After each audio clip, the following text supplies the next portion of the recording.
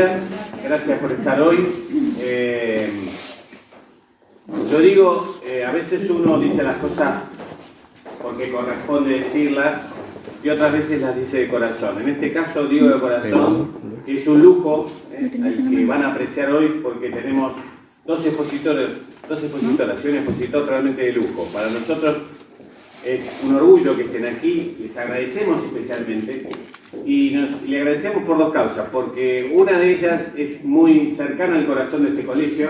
El apellido Vázquez quizás sea más reconocido como Vázquez Ocampo en este colegio, que además de ser una persona estudiosa como lo es, también y ejerciendo la función pública hace mucho tiempo.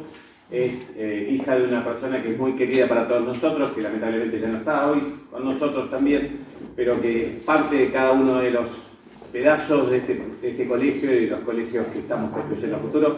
Así que para mí es un orgullo de por sí.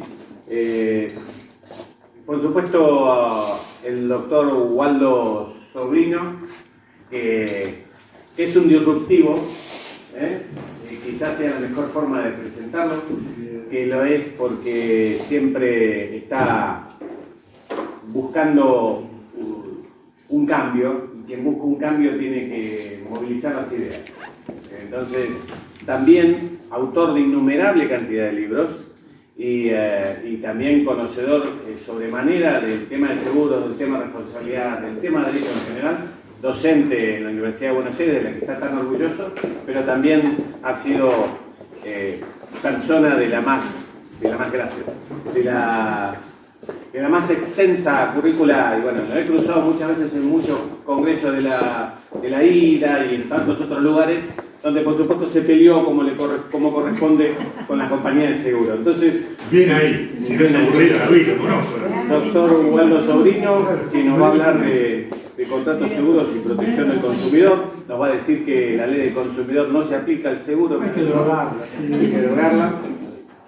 Ya mencioné a la doctora María Guadalupe Vázquez, que nos va a hablar de base constitucional del derecho de los consumidores, su aplicación jurisprudencial en materia de seguros.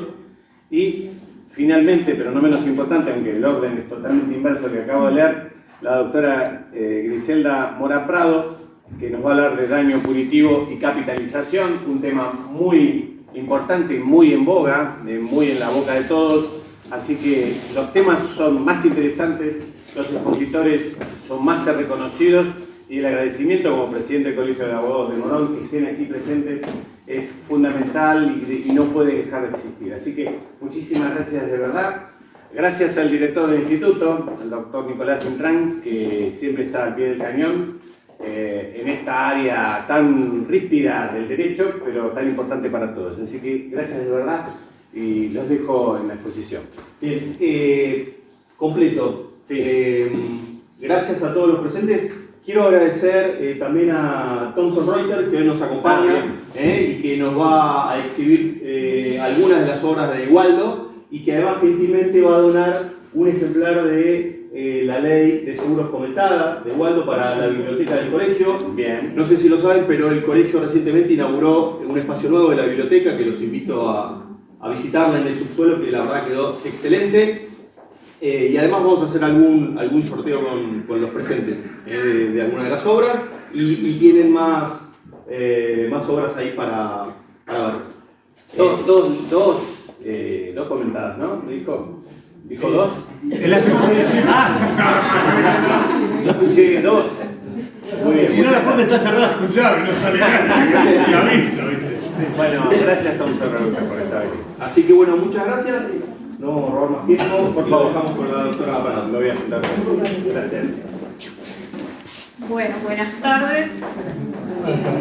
Muchas gracias al colegio, muchas gracias doctor Cintrán.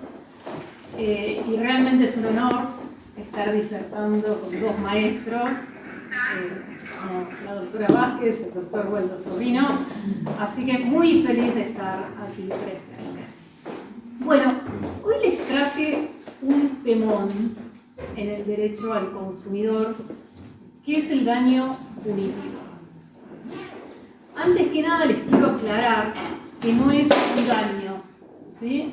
Este instituto es un instituto importado del derecho anglosajón, con lo cual su denominación local es una traducción literal, con lo que vendría a parecer que hay algo que resarcir detrás de la palabra daño. En realidad ese no es el objeto del instituto, ya vamos a ver.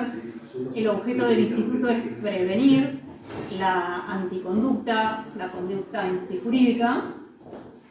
Y la palabrita que viene al lado, que es punitivo, esa ya sí tiene más sentido, porque justamente una de las funciones del daño punitivo es sancionar al agente dañador, es decir, al proveedor que comete esta inconducta. Ahora bien, los daños punitivos se incorporan al derecho positivo en la Ley de Defensa del Consumidor, la ley número 24240, en su artículo 52 bis. Yo les voy a leer el artículo, la parte que corresponde. Al proveedor que no cumpla con sus obligaciones legales o contractuales con el consumidor a instancia del damnificado, el juez podrá aplicar una multa civil a favor del consumidor, la que se graduará en función del hecho, y acá yo hago el violín, y demás circunstancias del caso, independientemente de otras indemnizaciones que correspondan. Ahora, tal como está redactado este artículo, generó una gran crítica de la doctrina civilista porque no le daba muchos parámetros al juez como para dictar una medida punitiva razonable. Entonces la jurisprudencia trajo un requisito que no está escrito en el artículo 52 bis, como les acabo de leer, y es que tiene que existir una inconducta grave. Es decir, el mero incumplimiento del proveedor para con el consumidor no basta. Tiene que haber la presencia de una inconducta grave. Bien. Por su parte, la doctrina, como para graduar un poquito la multa, dice, bueno, vamos a poner algunos parámetros.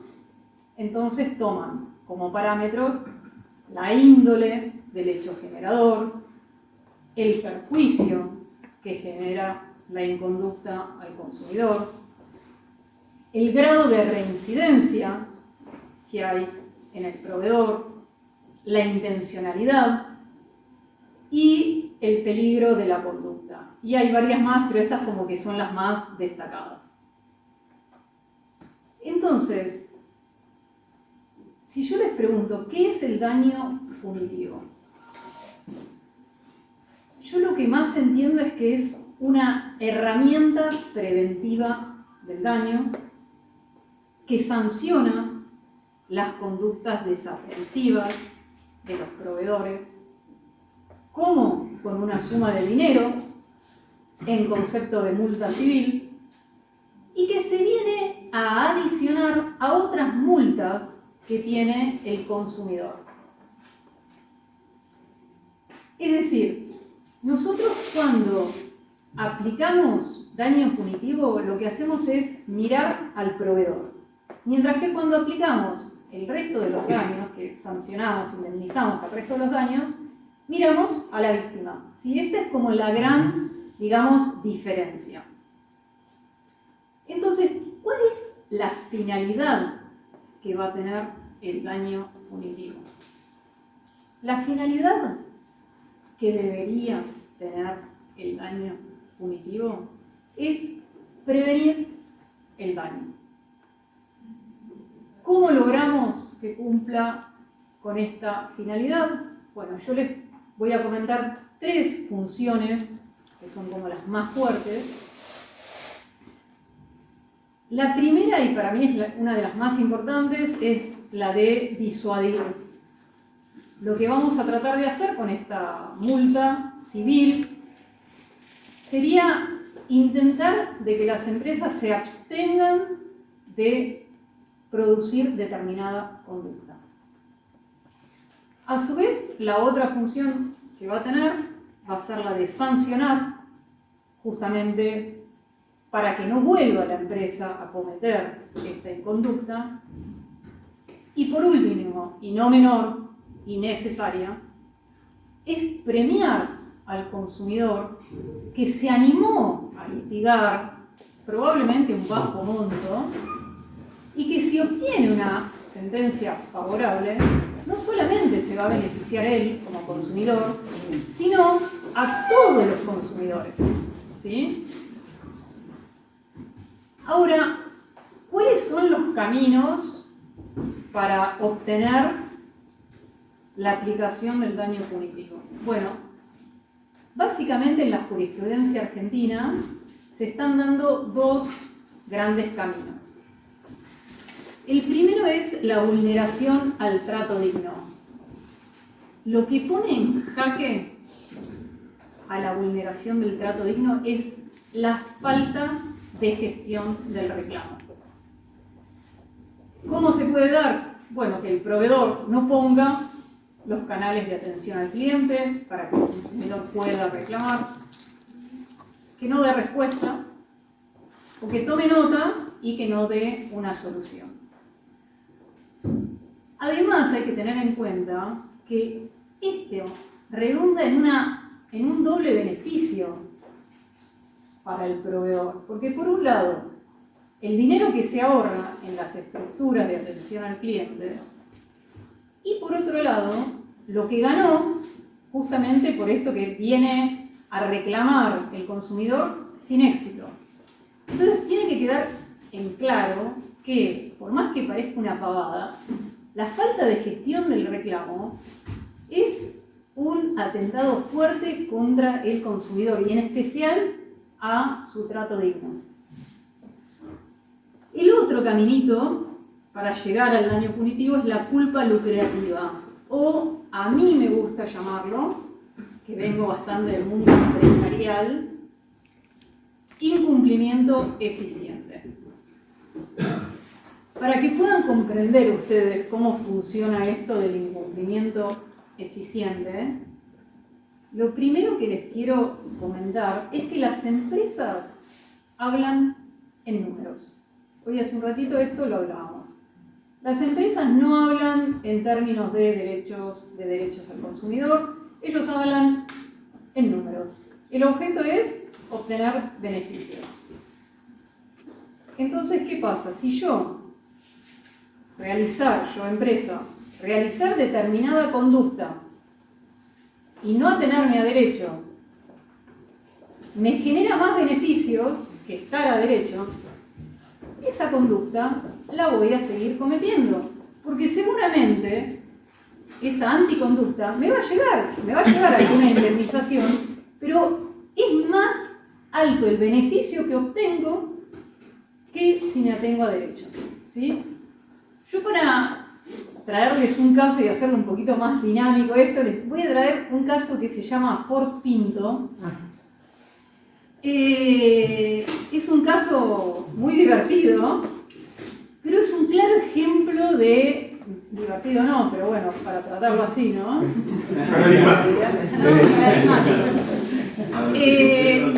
Pero que se entiende bien esto de la culpa lucrativa, que no me gusta tanto lo de la culpa porque parece culposo como pobrecito, no, por eso me gusta más incumplimiento eficiente, me parece esa palabra espectacular. ¿Qué pasó con este caso Ford Pinto? En la década del 70, con la crisis petrolera, ingresan al mercado americano autos japoneses con unos autos compactos que lo que tenían era un consumo muy racional de petróleo. Entonces, los americanos empiezan a bajar sus ventas, los japoneses arrasan el mercado. Entonces los americanos dicen, bueno, vamos a tener que hacer algo con esto. En tiempo récord fabrican el auto Ford Pinto. Durante la fabricación de este vehículo, uno de los ingenieros detecta un desperfecto, que era un desperfecto que tenía el auto al ser chiquito, tenía el tanque de nafta muy cerca del paragolpe trasero y a su vez estaba muy cerca el motor. Entonces, ante un impacto no muy fuerte, o sea, no muy alta velocidad, se rompía el motor, se rompía el tanque de nafta, eso generaba un incendio con la gravedad de que ante el impacto las puertas no podían abrirse. Las personas no podían salir.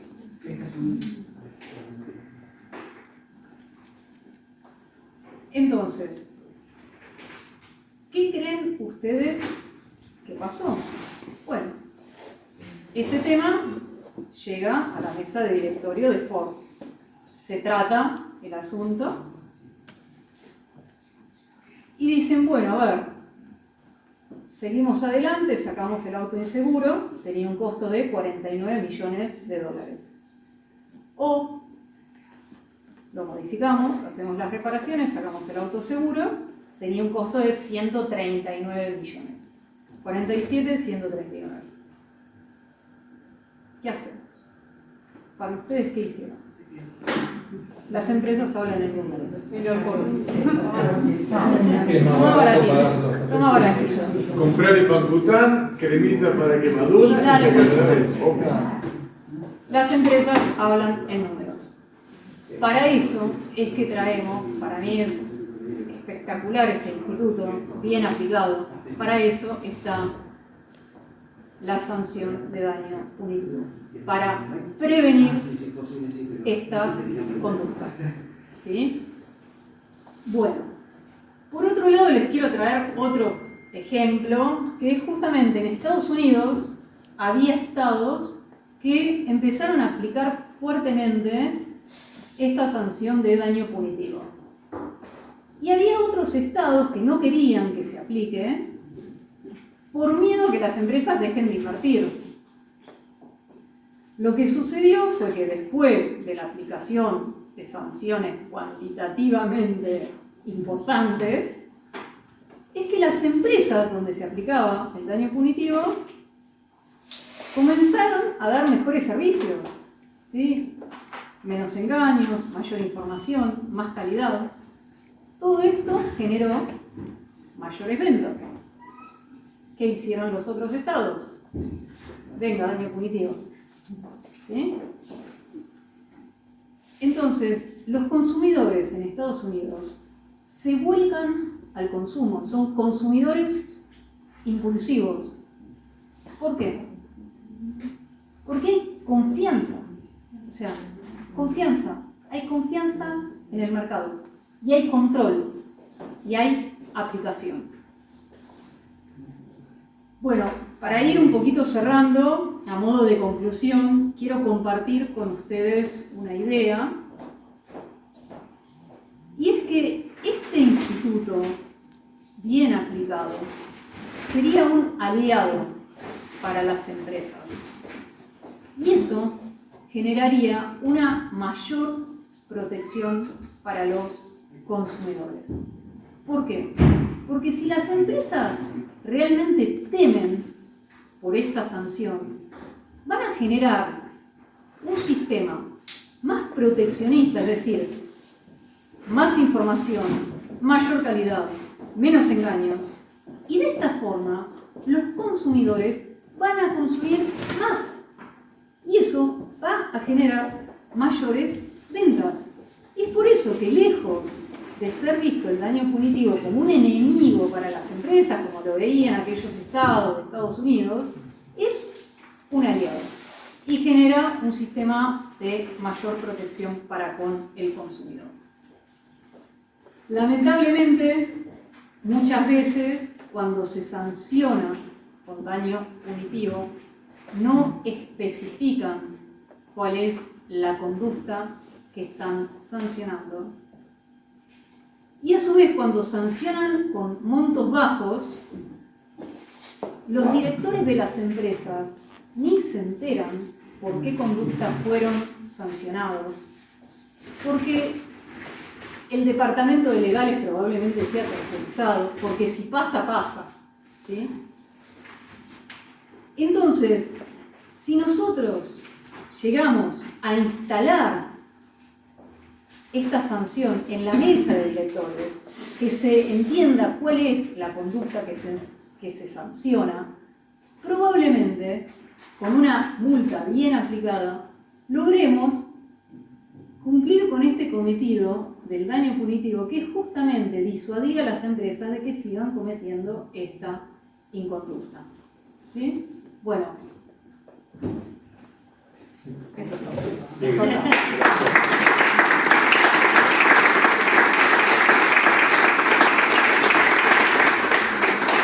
Yo me quedé con algún temita y quería hacerte alguna consulta. A ver, nos queda claro, o por lo menos a mí más o menos me quedó claro, de la disuasión o herramienta de disuasión. Ahora, yo repaso alguna jurisprudencia que tenemos y me genera algunas dudas si efectivamente el daño punitivo se suele utilizar o no como una herramienta verdadera de disuasión.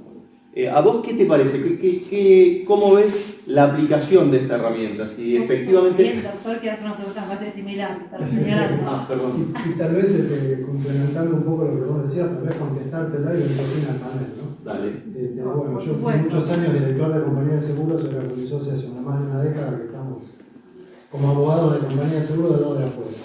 Y lo que estamos viendo en la práctica es que en los casos de naturaleza contractual, donde es el asegurado que reclama una aseguradora el daño punitivo, el asegurado, el abogado sin mucha cancha lo plantea y prospera.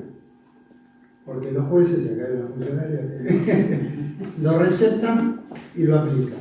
No con mucha severidad, como decía la colega, es muy leve. El otro día tuvimos una condena de $500,000 con un daño de 50.000 pesos y un daño punitivo de 450. Claro. Si me preguntas a mí por qué el juez lo aplicó y la Cámara le dio los fundamentos, creo que ni ellos ni yo sabemos por qué lo aplicaron, pero bueno, lo pagamos. Y después vemos que los abogados cuando están defendiendo a un tercero por una lesión en algún establecimiento o algo así, también plantean la figura del daño punitivo. Y ahí pasan dos cosas.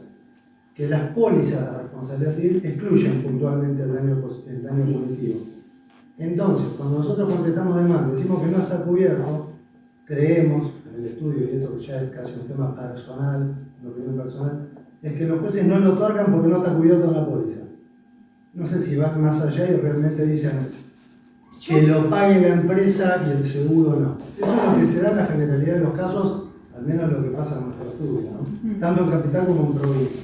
Sí, coincido, o sea, a mí particularmente mi apreciación es que hago así parecita porque la tengo al lado.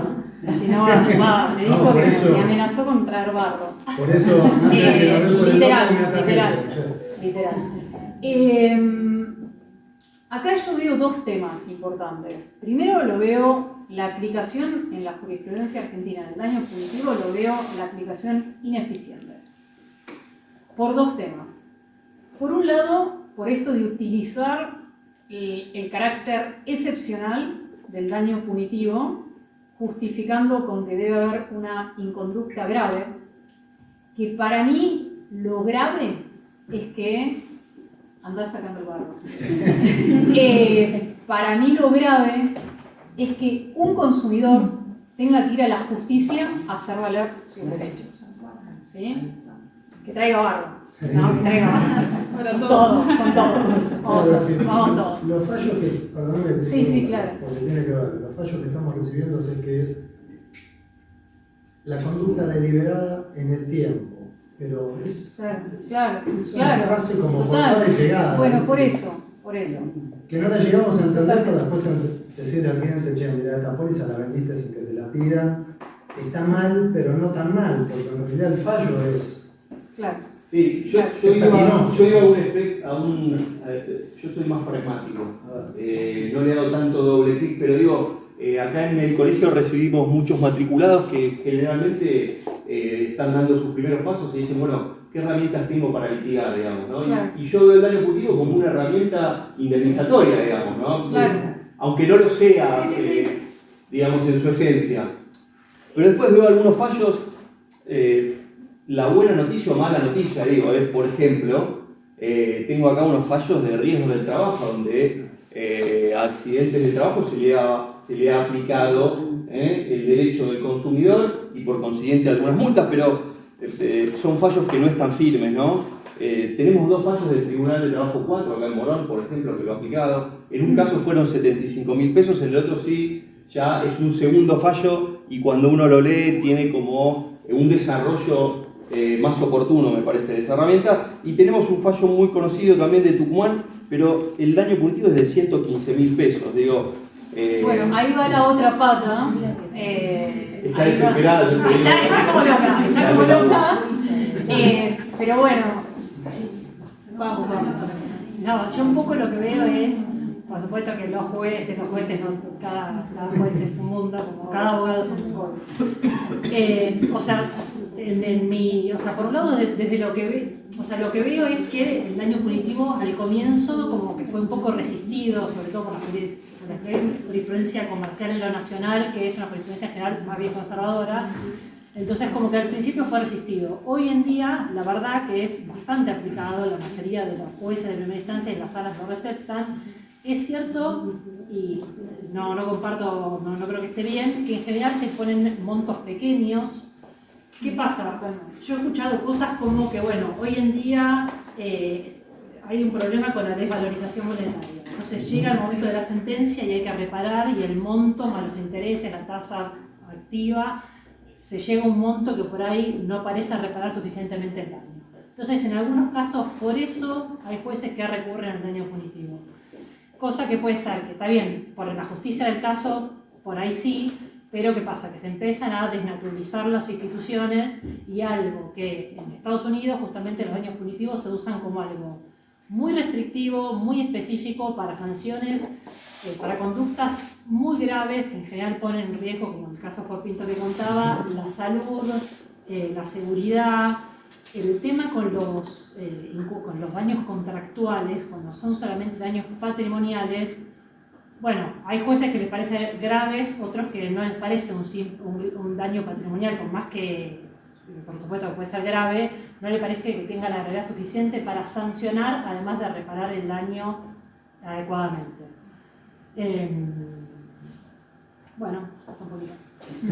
Yo, un comentario. Claro. Justo desde el Colegio de Abogados de la Provincia de Buenos Aires presentamos y lo tiene la Cámara de Senadores de la provincia, un proyecto de oferta fundada basada en la idea de la sanción posterior a aquel que hizo una oferta exigua en la etapa previa y luego aquel que pudiendo aceptar una oferta que era razonable prefirió litigar porque era negocio de alguna manera.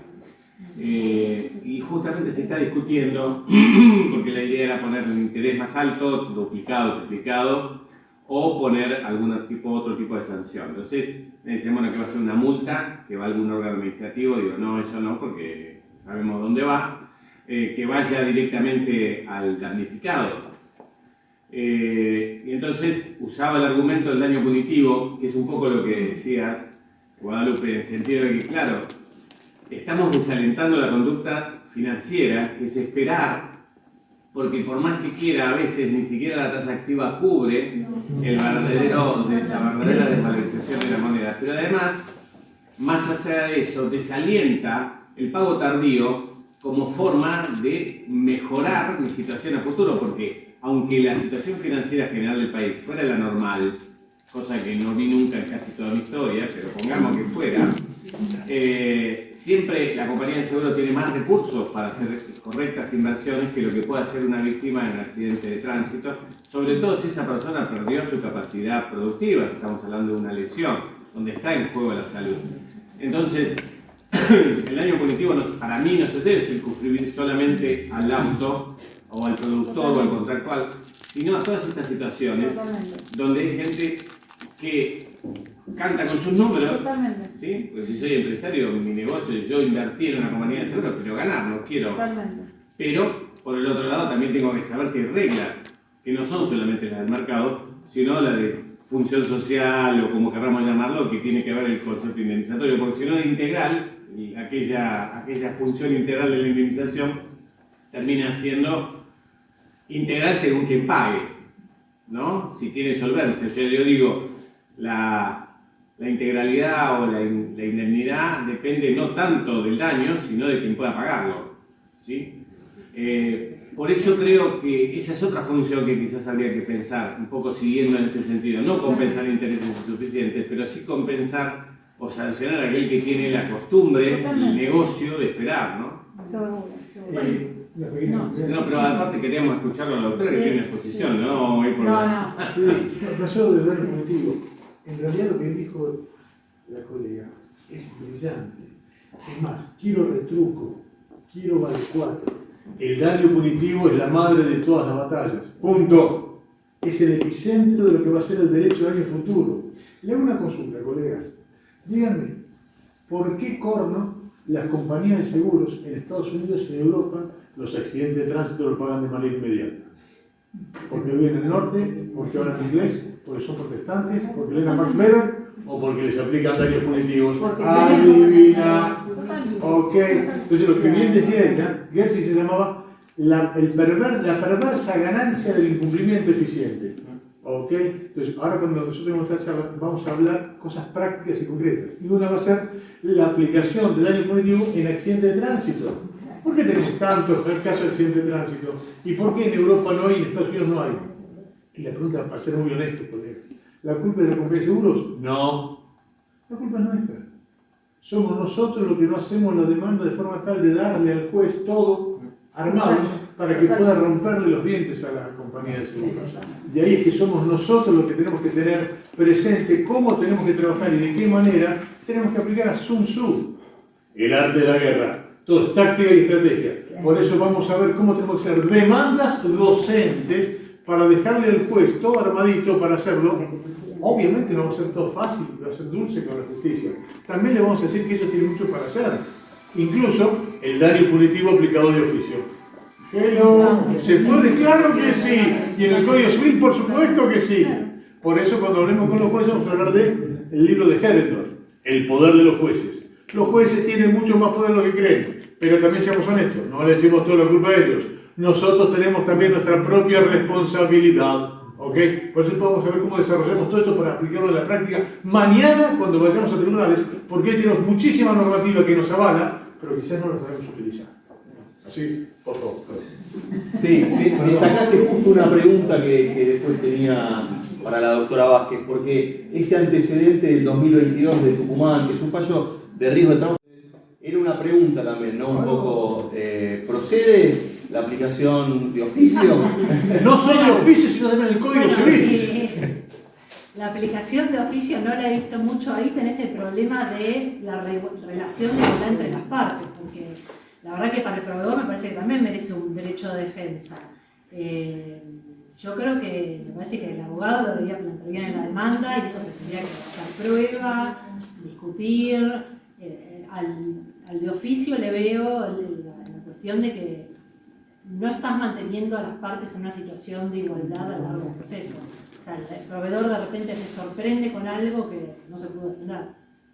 Doctora, Sí, le hago pero- una consulta. Eso, el tema de la aplicación de oficio, ¿no atentaría también con el principio de congruencia de lo que pide una Bueno, parte? sí, es una forma de... Más allá de- Sí. Sí, también si Perdón, te guías por me el dejaron La consulta sería, perdón, la declaración de inconstitucionalidad. Claro. ¿Es a pedido de parte o de oficio? No, tradicionalmente ha pedido de parte. Se me dijeron la tradición, acá vamos a hacer herejía, prima Ramón. La de oficio. Mil de Pereira, la Corte Suprema, ¿recuerdan Mil de Pereira? No tenemos. Tres. A ver, vos fijate, si el abogado de solidaridad plantea una inconstitucionalidad, ¿vos vas a dictar una sentencia basada en una norma inconstitucional? No. ¿Vas a declarar la de No, oficio? pero bueno, lo que pasa es que la inconstitucionalidad de una norma siempre es en beneficio de una parte que tiene que invocar un daño. ¿Por qué hay que adivinar cuál es la pretensión de la parte? Cuando vos declarás algo de oficio, vos estás pensando, estás como supliendo a la parte en cuál tendría que haber sido su defensa. Y está bien el Es muy deber. paternalista, pero me parece que también tiene sus problemas, porque la otra parte no se puede defender y además hay que pensar que en esto se puede, el actor tiene que defenderse bien y plantear todas sus defensas. Por supuesto que siempre hay excepciones. Mil de Pereira y en algún otro caso fue excepcional y porque... No sé si fue excepcional, fue. Bueno, Pero bueno. Yo ahí Es más, creo, eran Waldo, jueces. que vas a tener que hablar un poquito del deber de prevención, ¿no? Del artículo 1710. Es algo de hoy, pero No, quedamos con todo, ¿no? Sí, Como sí. que justamente con esto del pedido de oficio, de la aplicación de oficio del daño punitivo, en los proyectos de códigos de derecho al consumidor se está hablando justamente de la aplicación de oficio, justamente ateniéndose al artículo 1710 del Código Civil y Comercial, que habla del deber de prevención, ¿no? Que justamente toda persona tiene el deber, en cuanto ella dependa, de evitar cualquier daño, adoptar de buena fe las medidas razonables para evitar que se produzca un daño. Digo, ¿quién mejor que el juez, que tiene esa carta en la manga, para aplicar esta herramienta preventiva? Pero de eso justamente va a hablar seguramente. Pero vos justo en la charla anterior contaste hace un ratito que tuviste en una empresa. Sí. Y como empresaria, ¿te hubiera gustado que en la sentencia te desayunás, que te aplica una sanción del... Mira, para mí hay O un tenés yin, derecho de para mí defensa este es de un decir yin no. y el yang. Para mí hay un juego que hace el empresario protegiendo, hace que el consumidor consuma y que el empresario venda más. Y a su vez, el otro yin yang que hacemos es el abogado que abogue y que pide, ¿sí? Por supuesto. Y que el juez justifique y aplique. Claro, pero ante un pedido. Claro. El juez resuelve ante un pedido de la parte y... Pero qué y las dos mejor partes- pedido que la ley te está diciendo, si vos tenés la posibilidad de evitar un daño. La ley le da las herramientas a las partes y las partes son las que tienen que venir a decir, aplicar esta ley. Dame este derecho a daño punitivo al que hemos hecho la ley. O sea, yo creo que es importante un pedido concreto de la parte. No sé, Nicolás. Sí, esta creo que va a ser la parte que igual no me tira con el termo. Por suerte el proveedor, hay que decirle al No, proveedor. es un tema, porque qué sé yo soy abogado como todo, ¿no? Me tocó en la vida estar al lado de las aseguradoras, pero este es un instituto que es bellísimo desde el punto de vista del estudio, de la aplicación, etc. Pero creo que en Estados Unidos tiene un fundamento interesante porque la sociedad tiene un equilibrio financiero interesante. Creo que esta podría ser una herramienta, y de ahí me va a tirar con el termo, que puede llegar a pulverizar el sistema de seguros argentinos si los jueces nos empiezan a dar por el lomo con un daño punitivo severo. y si cumplen, Y si mejora Claro, y si cumplen oportunamente, entonces solucionamos todo. Si se cuidan un poquito, si Pero están hay más algo- controlados, si temen por esta sanción, Hay por algo ahí. que, cuando es un tema contractual donde el asegurador vendió mal, estamos de acuerdo. Pero los abogados nos están planteando, y se hablaba recién en la exposición, de que se está planteando en la responsabilidad civil, cuando en realidad un automovilista no quiere matar a alguien que pisa. Muchas veces es una conducta que no es dolosa, sino que es culposa. Perdón, ¿No? ¿cuántos reclamos tuvieron por la obligación legal autónoma? Ninguno. Y eso es curiosísimo. No, eso es culpa nuestra. Eso es culpa nuestra. Eso es culpa de nuestros abogados. No. Si alguien me está asumiendo, yo lo conozco. Me está dando una manija que yo lo conozco. Dale, pensé que íbamos a empezar, ¿no? Le damos. Por suerte lo tenemos en el último turno. Siga calentando Le apagan las luces y se van todos. Siga calentando motores. Yo lo que preferiría a la doctora Vázquez es que arranque con el tema. Bueno, vos no te acordás porque vos sos la estrella, que soy un simple abogado mancha papeles. Yo he colaborado con vos en UBA, con Emanuel Muñoz, yo soy vieja. Pero perdí el pelo. En la que siempre los dos tenemos pelo, claro. Éramos flacos, claro. No, ¿y sabés lo que nos decía Waldo cuando íbamos a colaborar a las clases de él? Háblenme de la obligación legal autónoma. Y nosotros éramos dos abogados de compañía de seguro, que no queríamos hablar de eso para no despertar a ningún abogado. Pasaron 20 años Y en nuestro estudio no tenemos reclamo de obligación legal. Pero no lo van a tener porque el negocio de la compañía es cerrar todo junto. Porque no pasa nada si no cierran todos juntos. Y cuando llega el momento de cerrar o de llegar a la sentencia, ya la obligación legal autónoma no importa a nadie. O sea, siempre es un tema, bien dijo acá la doctora, es un tema de número. No voy a cerrar, no voy a pagar la obligación legal autónoma y no cerrar todo lo demás. Entonces después me resulta más barato cerrar todo junto. Pero perdón, el caso de obligación legal autónoma es el caso arquetípico de daño punitivo. Es decir, ¿hay alguna conducta antisocial más grave que una pobre víctima que necesita hacerte un trasplante o lo que fuera y la compañía no te paga? Por eso, la obligación legal autónoma tiene dos características para la aplicación diaria mañana, amigos. Una, si vos estás obligado a exigir legalmente la obligación legal autónoma, ahí ya te personifica claramente que hay daño punitivo. Segundo, la obligación legal autónoma no tiene tope. ¿Perdón? No tiene tope, porque lo que tiene ahora es para estar 17 minutos en terapia intensiva. Después te echan al carajo. ¿Ok? Entonces, la pregunta es, ¿puede una mera resolución administrativa de la Superintendencia de una nación vaciar de contenido una ley nacional? Y la respuesta es no. Por tanto, si fuera razonable, habría que respetarlo. Como no es razonable, hay que pegarle duro y que ni siquiera tenga tope. Pero tengo que plantear nosotros. Además es la llave de entrada, porque ahí se plantea perfecto la relación de consumo. Porque posiciona a la aseguradora como proveedor de servicios. Y conexión directa autónoma. Hello. ¿Ok? Perdón, me toco. Y te doy por un otro matecito lado, porque... por otro lado se vuelve un subsidio encubierto.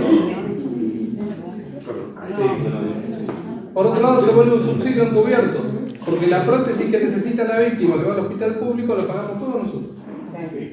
Y no la paga quien debería pagarla, que es la compañía de seguro. Sigan así. Perdón, sí, avanzamos con el programa.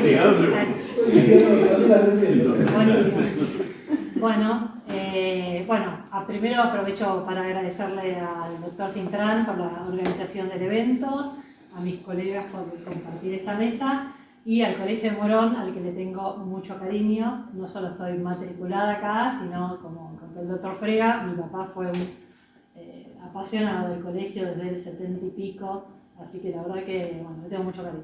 Así que con gusto vine. Yo voy a hablar de un tema que en principio por ahí parece más abstracto, voy a tratar de que después bajarlo a una cuestión práctica. Primero voy a tratar de abordar la pregunta de por qué el artículo 42 de la Constitución está ahí. El artículo que protege a los consumidores, ¿por qué lo tenemos ahí?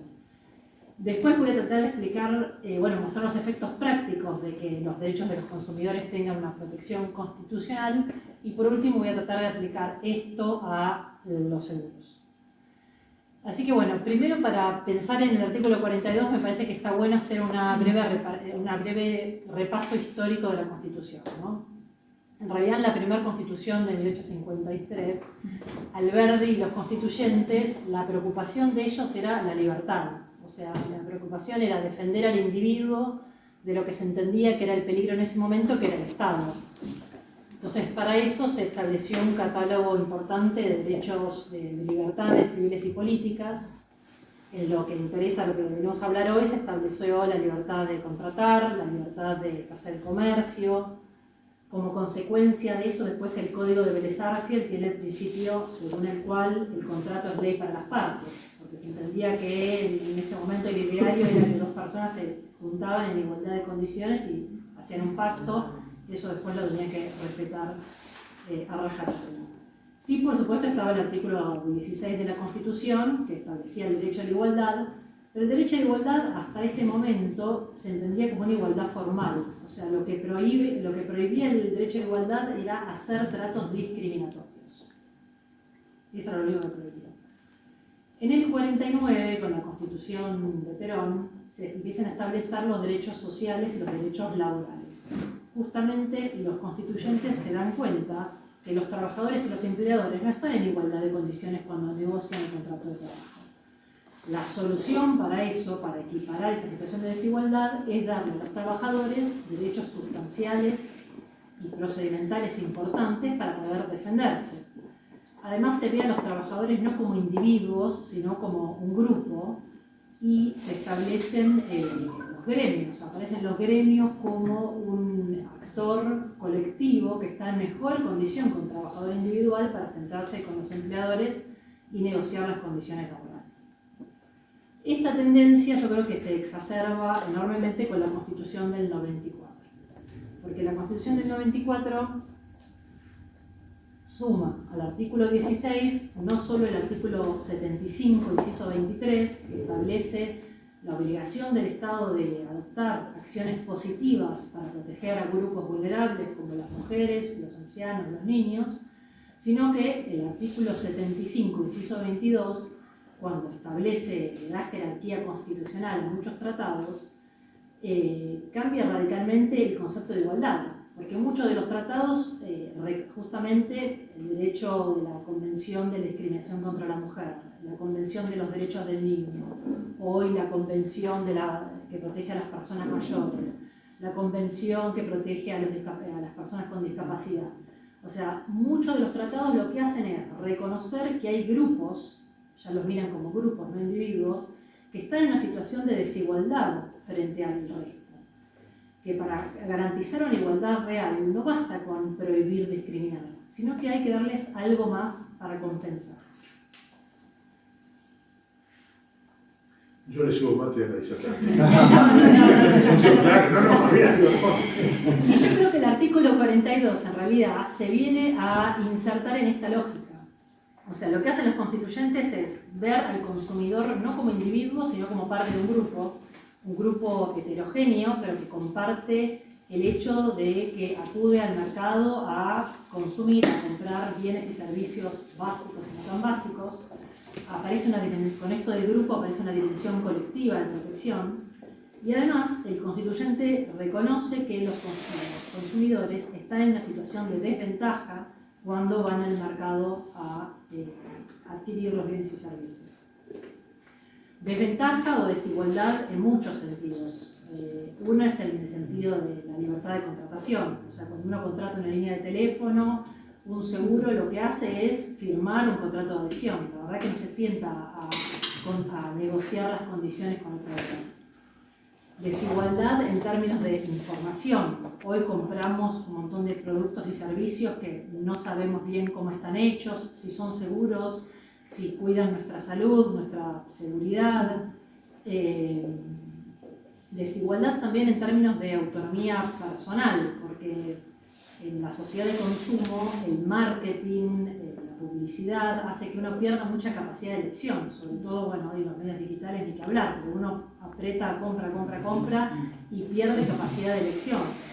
Y además, claro, otra cuestión que afecta la capacidad de elección son los monopolios. Ya el peligro no solo viene del Estado como en 1853, sino que el peligro también viene de otros actores privados. Y entonces, bueno, los monopolios por supuesto no nos dan capacidad de elección. La desigualdad también se da en el ámbito del acceso a la justicia. Los consumidores, hay dos problemas. Por un lado, no tienen muchas veces los recursos económicos ni la información suficiente para sentarse a litigar con un proveedor.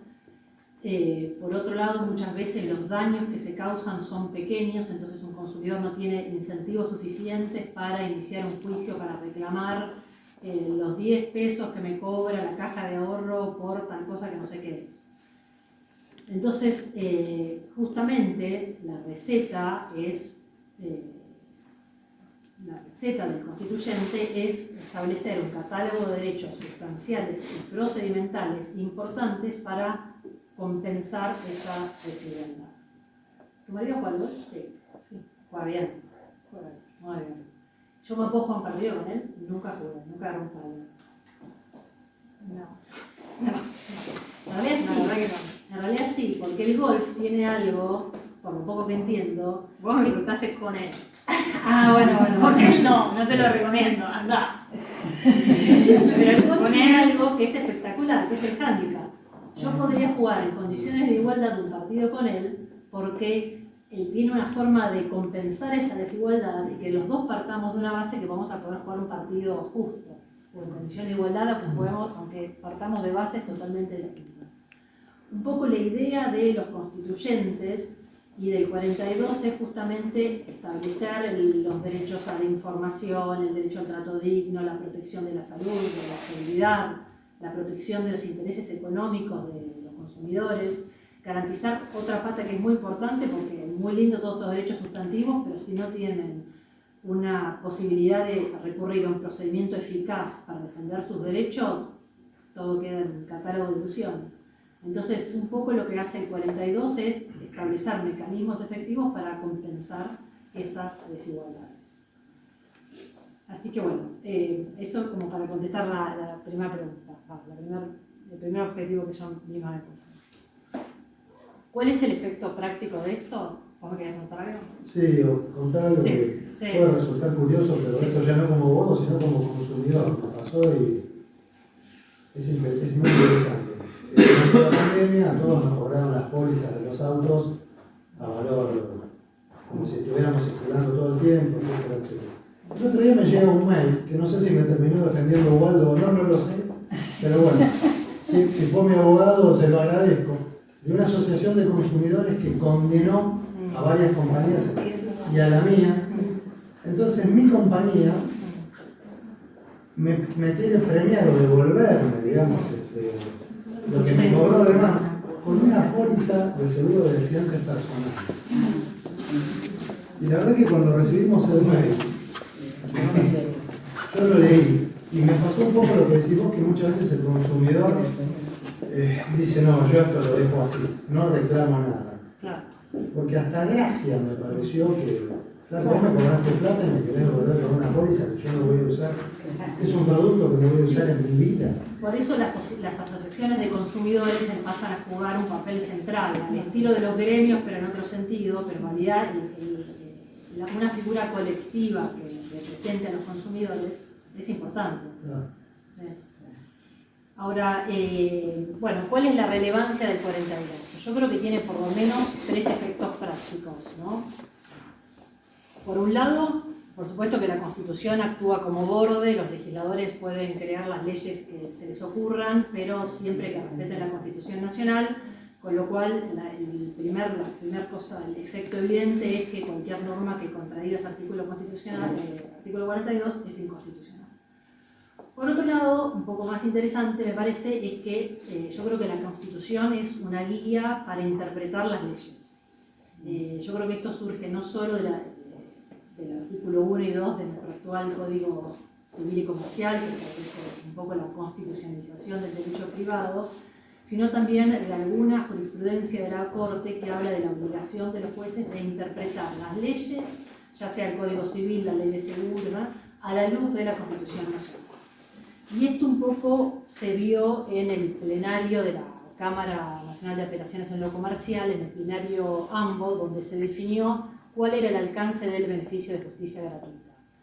Y yo creo que para muchos jueces, cuando se convencieron de adoptar un alcance amplio, o sea que no solo exonera al consumidor de pagar la tasa de justicia, sino también las costas, es decir, entender esta herramienta procesal que garantice efectivamente el acceso a la justicia del consumidor.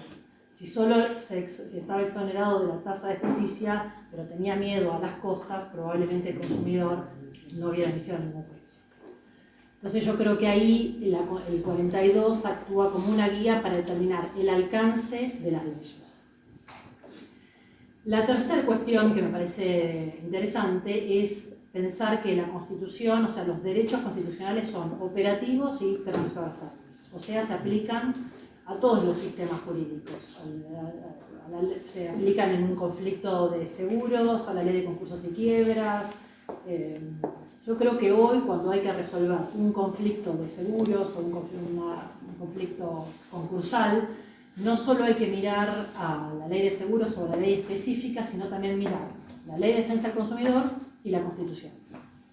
Entonces yo creo que esto también es un efecto práctico importante. Esto un poco se vio en el caso de la Corte del secuestro prendario, ¿no? O sea, la ley de secuestro prendario le permite al acreedor ejecutar de forma extrajudicial al deudor y además, sin ninguna oportunidad de defensa del deudor, le saca el auto bien prendado. Esto llegó a la Corte, o sea, la Cámara Comercial siempre interpretó el sistema del seguro, prenda con registro de una forma muy cerrada. O sea, la ley de prenda con registro del 46 dice esto: no hay que escuchar al consumidor, no hay que escuchar al deudor, sea consumidor o no. Siempre se aplicó mecánicamente. Hasta que la Corte, en un caso Martínez contra HSBC, dice no, revoca la sentencia por arbitraria y dice los jueces tendrían que haber interpretado la ley de secuestro prendario teniendo en cuenta el derecho de defensa en juicio que tiene el consumidor y que tiene base constitucional. Llevado esto a los seguros, yo creo que la fuente constitucional de los derechos del consumidor es especialmente relevante porque la ley del seguro es del 67, así, 78. Los derechos del consumidor no existían en ese momento. Si bien la actividad de seguros es una actividad reglada y controlada por la Superintendencia de Seguros, lo cual uno podría pensar que la Superintendencia actúa como una especie de, la idea era, o sea, la razón de ser de la Superintendencia de Seguros es equilibrar las fuerzas del mercado, pero la realidad muestra que no, que hay en la actualidad un montón de los asegurados, como el tomador del seguro cuando va contratando un seguro se encuentra con un montón de situaciones de desigualdad, abuso en las condiciones contractuales, incumplimiento del derecho a la información, trato indigno cuando va a reclamar el cumplimiento del seguro, desprotección de sus intereses económicos cuando la suma asegurada que termina cobrando chauchas y palitos. Con lo cual me parece que la base constitucional de estos derechos da un argumento para plantear un argumento en favor de los consumidores. Por ejemplo, para definir la prescripción de las acciones de seguros. La Cámara Comercial ahí no tiene una jurisprudencia uniforme, pero muchos jueces dicen, está bien, la ley de seguros establece un plazo de un año, pero el plazo de un año no es congruente con la dificultad que tiene el asegurado de acceder a la justicia. Con lo cual, esa obligación del constituyente de darle un hándicap, un trato diferenciado, no se está cumpliendo. ¿Cómo se hace? Bueno, se recurre al principio de integración normativa que está en la defensa del consumidor y se aplica, por ejemplo, el plazo de 5 años previsto en el Código Civil y Comercial, que es un plazo más razonable para que el consumidor pueda ir a hacer valer sus derechos. Bueno, un poco, no sé, vamos a preguntar. Bueno. No sé si no tengo una pregunta.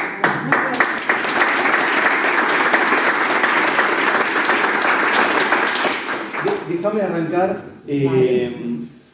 Justo esta semana recibí una sentencia de primera instancia de otro fuero, por suerte. Que te enojó, ¿vale?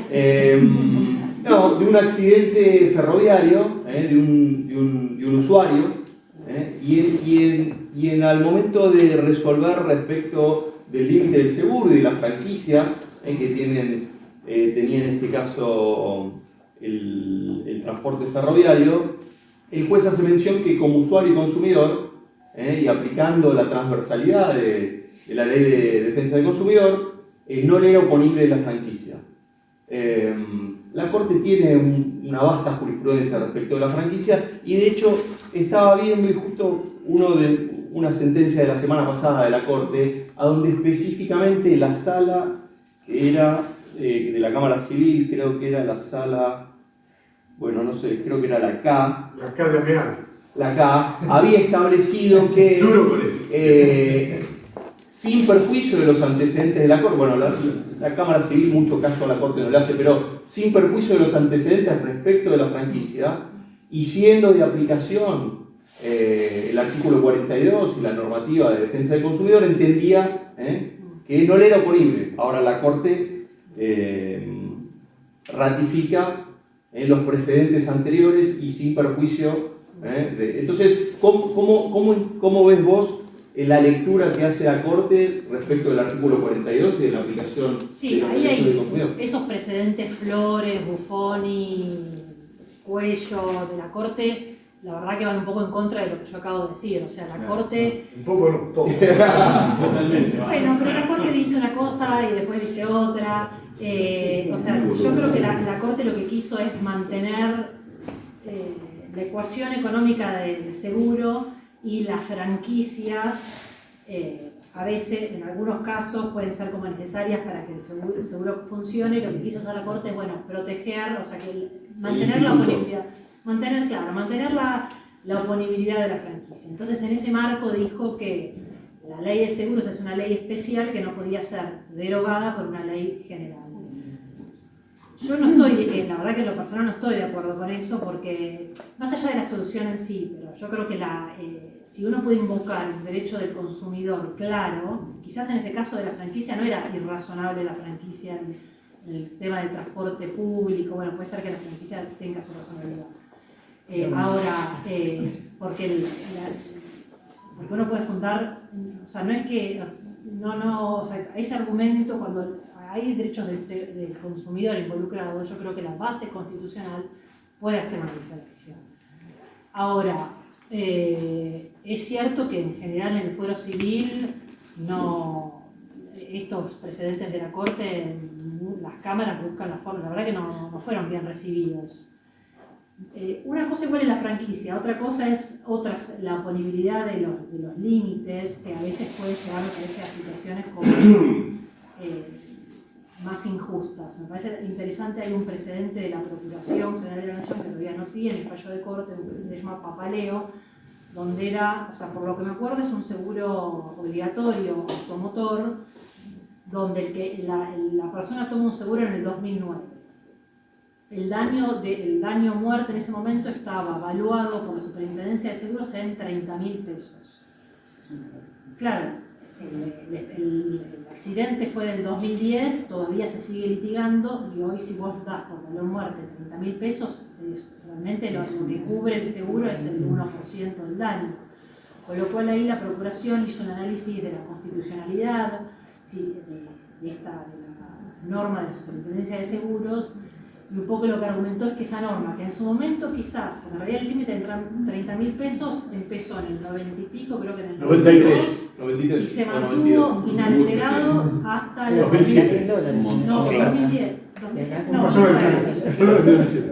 Claro, entonces lo que dice la Procuración es esta norma devino inconstitucional. Primero, en este plazo, las primas de los seguros se incrementaron exponencialmente. Los daños, hoy el daño muerte, ni que hablar, vas a la Cámara Civil, te dice cuánto sale un daño, con 30.000 pesos no hacemos nada. Entonces ese precedente, pero bueno, trata de apartarse ese precedente papaleo del caso Flores, mostrando, porque yo creo que en Flores hay alguna palabrita que usa Rosenkranz, no sé cuánto, hablando de, bueno, siempre que la franquicia o el límite sea razonable. Ahora, para mí hay que mostrar en el caso concreto la irrazonabilidad. Conjeturo que sería mejor, una barbaridad. Bueno, eso está claro, porque Rosenkranz dice, bueno, en realidad si cubrimos menos los seguros van a ser más baratos. ¿Por? ¿Dónde hay un análisis de eso? No. Es mentira. Pero yo creo que hay que agarrar en Flores alguna palabrita que sirve, que dice, bueno, siempre que el límite no sea irrazonable. Por eso hay que mostrar que en el caso concreto el límite dice razonable para tener un argumento ganador. Sí, cada vez que tenemos que ver razonabilidad y desarrollabilidad estamos complicados. Pero a mí me preocupa porque lamentablemente me toca ser abogado de asegurados en el seguro de responsabilidad civil que se encuentran desprevenidos frente a la sentencia que les dice, mire, usted tiene una cobertura de 30.000 pesos. Sí. Y encuentro en la Cámara Civil, hace poco está tratando de irse a la Corte la compañía a través de la queja, no lo ha logrado, pero le tengo que explicar que lo que han declarado es la inoponibilidad. ¿Inoponibilidad a quién? Al tercero. El buen asegurado corre el riesgo, la compañía dice remoto, no lo vamos a hacer, pero está la posibilidad de que la compañía diga, bueno, yo pagué porque la ley, porque el juez me dijo, la jueza me dijo, es inoponible, pero ¿sabe qué? A usted sí le es oponible porque usted es el que contrató. Entonces devuélvame la diferencia entre 30.000 y 100 millones. Ir por la inoponibilidad tiene una ventaja en el sentido de pensar en los derechos del tercero, la indemnización, la integralidad, pero no toma en cuenta que el consumidor ahí es el asegurado, que pensó que estaba suficientemente cubierto y llegó a una situación en la que sigue teniendo riesgo. Sigue teniendo riesgo. es interesante, habría que ver, por ahí si la aseguradora hubiera pagado en tiempo y forma, no hubiera... Eran $30.000. Decidió litigar. Cuando lo establecieron eran $30.000. Claro. Sí, yo lo que creo Bueno, hay una diferencia. Sí, sí. Igual $30.000 ya era poco, ¿no? Porque era Sí, sí, sí. sentencia de 100.000 en esa época. Pero hoy $30.000 es muchísimo. Nada. Y no sé si es el antecedente de la procuración que vos mencionaste, ¿no? Pero creo que la semana pasada salió el pedido de un sorteo de un conjuez, ¿no? Porque está para resolver Ahí un viene la caso. parte positiva. Flores está por desaparecer. El nefasto fallo Flores, uno de los peores fallos de la historia de la Corte Suprema. ¿Me están grabando? Fallo Flores, uno de los peores fallos de la historia de la Corte Suprema. Y no hay ninguna duda. Claro, una maravilla. Nosotros tenemos un caso. Agarrando el pizarrón por piso. Sí. Perdón. Justamente tenemos un caso en la sala acá, que lo perdimos en primera en exceso de la suma asegurada. Lo perdimos en la sala acá en exceso de la suma asegurada, los valores actuales. O sea, los 39 millones, los 4 millones que había contratado el asegurado, los llevan a los 39 millones actuales. Y hace 8 meses necesitamos el extraordinario con flores, con toda la música, 40 hojas, 26 renglones, y no se expide la sala acá sobre la procedencia del extraordinario. Algo están esperando. Puede ser la desaparición. Igual quiero hacer una aclaración, que lo bueno de ese precedente o de la procuración, a mi entender, es que no es que dice que la suma asegurada es inoponible a las partes. Lo que dice es, vamos a usar, un cambio muy importante, ¿cuál es la suma asegurada que usa hoy al momento de la sentencia las compañías de seguridad? No, porque el problema de Flores en realidad... La asociación del superintendente. El problema- Esa es una forma de mantener el equilibrio del contrato de seguro y que funcione con darle una suma razonable. No, perdón, Esa eso es es una lo que cosa está diciendo la importante. sala acá. Flores no dice eso. No, Flores lo que No, hace establece Flores la dice- nulidad Claro. de la cláusula limitativa. No, Flores dice que son dice que es 30.000 pesos. oponible. Por eso- Claro. Dice, Flores es oponible, la víctima le cobra 30.000 pesos. Precisa, se acabó. pero toma la queja por la nulidad que declara la Flores, no sé si era la sala H. No, la acá, La de la acá. acá, La de acá. Bueno, declara nula la sala K. La cláusula En limitativa. 1992 se determina que la suma asegurada eran 30.000 pesos, que eran $30.000. En el año 2017, un cuarto de siglo después, la Corte dice, aprovechando que en Argentina no hay inflación, que son 30.000 pesitos. Claro. ¿Ok? Es decir, hoy capaz que vamos a cenar y no nos alcanza. ¿Se entiende? Entonces, amigos, acá tenemos que tener muchas cosas interesantes. La actualización de la suma asegurada es básica, es normal y es técnicamente sustentable. Ustedes son muy jóvenes, pero los que estamos pelados, recordamos que en la década del 80 la suma asegurada se actualizaba sin ningún problema. Es más, lo ordenaba la Superintendencia de Seguro de la Nación. ¿Qué pasó acá? ¿Le agarraron necia a toda la gente? Nunca hubo problema que se actualizara. Es más, tengan muy presente que acá se aplica la ley Cavallo, cuando un pesito era igual a $1. Hoy creo que ya estamos a 800 a 1. Perdón, ¿es lo mismo? Y la propia Corte habla de inconstitucionalidad sobreviniente, lo que en algún momento pudo ser constitucional, hoy es un mamarracho. ¿Ok? Y acá el caso Flores, vos fíjate la locura. ¿Cómo hacer 25 años después que no se actualice? Pero la propia Corte te dice, cuando vos tenés que usar el recurso extraordinario, sí vamos cambiando el monto. Y ahí que hablan, ahí no es actualización, es adecuación. Hello, mirá qué divertido. Cuando ellos te tienen que meter es adecuación. Cuando vos tenés que tener la suma es actualización. Y esta es una locura que no necesita el menor análisis. Es más, otro caso gravísima de Flores. Gravísima. Dice, porque no importa tanto Flores, me importa más Marcelino Jiménez. Porque era Flores contra Jiménez. ¿Qué dice la Corte? Al contrato de Marcelino Jiménez, un consumidor de la hostia, se le aplica el artículo 1137 y 1197 del Código de Vélez. Y by the way, obiter dictum, te dicen, che, y si se aplicaron con código, ¿qué le vamos a aplicar? 957 y 959. A ver, le van a aplicar contrato paritario a un contrato de consumo la propia Corte. ¿Se entiende lo que estamos hablando? Esto lo dice mi amigo Fernando Sina. La Corte Suprema de Justicia de la Nación es el único tribunal de Argentina, del mundo, que dice que el contrato de seguro de un consumidor saldría por las pautas del contrato paritario. no resiste el menor análisis. Los jueces tienen prohibido seguir Flores, porque no resiste el menor análisis, amigos. Es increíble. ¿Está? Entonces, esto tengo muy presente. ¿Y qué pasó en Flores? Era Buffoni, fue 4 contra 1. Después Flores fue 3 contra 2. Y renunció Hayton. Sí, Así que ahora quedaron 2 contra 2. Y la verdad, amigos, es cuando vos escuchás Flores, lees Flores, no resiste el menor análisis. Es la personificación de la irrazonabilidad jurídica, de los valores, de la justicia, de la equidad, de la dignidad de las personas. No puede ser que la suma asegurada de 30.000 pesos, que es para satisfacer una muerte, 25 años después, en Argentina, que calculamos la inflación de manera semanal, no digan que 25 años después todo no pasó nada. Por eso la sala acá es señera y es espectacular. Pues es una cosa determinante esto, que no se puede seguir este fallo, porque no tiene ningún sentido. Claro, Sí. igual, el fallo, yo también soy abogada, no estoy externo, pero compañía de seguros. En realidad me parece que lo que hacen esos fallos es hablar de la oponibilidad, pero no de la actualización. De modo que puede ser oponible, la pero actualización actualizarse. dice, es oponible a todos, al asegurado y a la víctima. Sí, pero oponible, pero no actualizar el monto nominal. Es decir, es oponible, pero hoy se aplica la que hoy aplica la superintendencia. Flores dice, no, son 30.000 pesitos. Del seguro obligatorio.